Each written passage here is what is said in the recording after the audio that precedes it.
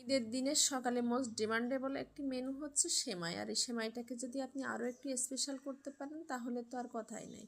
তো এই যে এখানে আমি প্যানে 1 টেবিল চামচ ঘি দিয়ে বেশ কিছুটা পরিমাণ কিশমিশ আমি একটু ফ্রাই করে নিব। ওটাকে একটু ভেজে নিয়ে আমি উঠাই নিয়ে আর 1 টেবিল চামচ দিয়ে দিয়েছি আমি ঘি। তারপরে এই যে লাল যে মানে লম্বা যে সেমাইগুলো ওগুলো আমি একটু ভেজে নেব। আমি এখানে 1 প্যাকেট পুরোটা নিইনি, কিছুটা রেখে দিয়েছি। তারপরে বাকিটা আমি একটু খুব ভালোভাবে লাল লাল করে ভেজে নিয়েছি।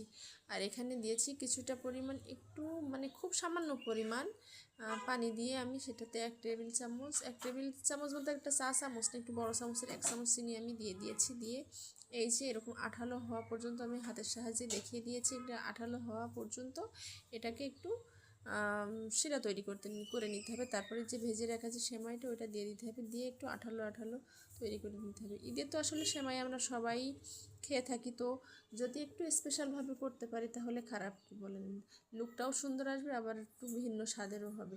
তো আজকে আমি যে সেমাইটা তৈরি করব এটা আপনারা যদি অন্য কোনো নাম দিতে চান তাহলে দিতে পারেন। আমি এটাকে বলবো পাখির বাসার সেমাই রেসিপি। তো এটা আমি ফার্স্ট টাইম ট্রাই করলাম, তো আমার বাসার সবাই অনেক পছন্দ করেছে, বিশেষ করে আমার এই যে পিচ্চি বুড়িটা বেশ পছন্দ করেছে। তো ওই যে সেমাইটা আমি শিরার ভিতরে দিয়েছি সেটা কিন্তু জমে যাওয়ার আগে একটু গরম গরম থাকা অবস্থায় এরকম বাটিতে দিয়ে এই যে পাখির বাসার মতো একটা শেপ দিয়ে নিয়েছি, ভেতরে একটু জায়গা রেখেছি সেটাতে পুর দেওয়ার জন্য। আর এই যে পুরটা তৈরি করার জন্য এখানে আমি প্রায় হাফ লিটারের মতো দুধ নিয়েছি, সেটাকে ঘন করে নিব। আর দিয়েছি এখানে পাউডার মিল্ক আর কাস্টার্ড, একটু ফুড কালার দিয়ে আমি আর 1 চামচ কর্নফ্লাওয়ার দিয়ে এর ভিতরে দিয়ে দিয়েছি যে ক্রিমটা আমি খুব ঘন করে নেওয়ার জন্য আর কি।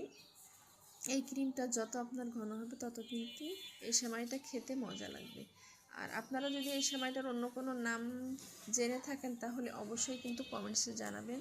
তো খুব ভালোভাবে এই যে আমি এই আর কি খিরসা বলেন বা যে কি বলে এটাকে ঘন করে একটা পায়েস তৈরি করে নিয়েছি, খুব ঘন করে নিয়েছি, একবারে ক্রিমি একটা ভাব, ক্রিমও বলতে পারেন।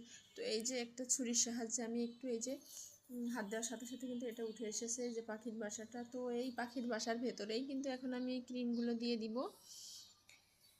আর এই যে আমি 3টায় কিন্তু উঠিয়ে নিয়েছি। আর দেখতেই পারছেন মানে গাছের ডালে যে পাখিগুলো বাসা বাঁধে তেমনই কিন্তু একটা শেপ হয়েছে। তো এই যে ক্রিমগুলো আমি ভেতরে খুব সুন্দরভাবে দিয়ে দিয়েছি। আর এই যে এখন বলেন কেমন দেখা যাচ্ছে, পাখির বাসার নামটা দিয়ে কি খারাপ বলেছি? দেখেন পাখির বাসার মতোই কিন্তু লাগছে। আর এই যে ক্রিমগুলো দেওয়ার পরে এই যে এটা কিন্তু ভেঙেও যাচ্ছে না, চিনি শিরার ভিতর দেওয়ার কারণে কিন্তু এত সুন্দরভাবে সেট হয়ে গিয়েছে। আর এটাকে আমি 10 মিনিটের জন্য রেখে দিব নর্মাল ফ্রিজে, তাহলে আপনার যে ভিতরে যে ক্রিমটা এটা একবারেই জমিয়ে যাবে। তো কেমন লাগলো আপনাদের সবাই? আর এই সেমাইয়ের রেসিপিটা আপনারা বাসায় এই ঈদে একবার হলেও কিন্তু রেসিপিটা তৈরি করতে পারেন। ধন্যবাদ।